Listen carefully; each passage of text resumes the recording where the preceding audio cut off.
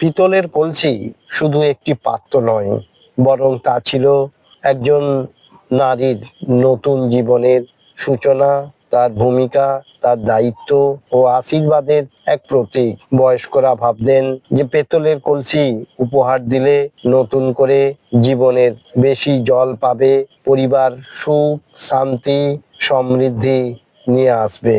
এই পেতলের কলসি বিভিন্নভাবে আমাদের শরীরে উপকার করে।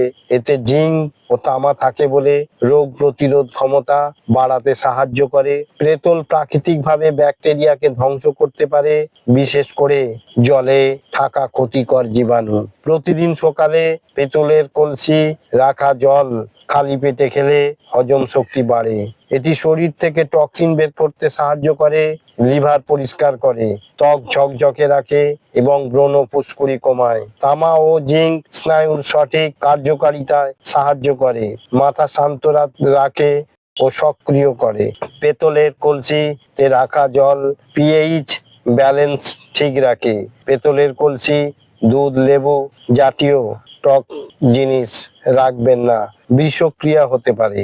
মাঝে মাঝে কলসি পরিষ্কার করুন এবং শুকনো করে নিন। নতুন পাত্রে জল রাখার আগে গরম জল দিয়ে ধুয়ে নেওয়া উচিত। আজও এই পেতলের কলসি বাঙালির সংস্কৃতিতে জায়গা করে রেখেছে। সবাই ভালো থাকুন, সুস্থ থাকুন। নমস্কার।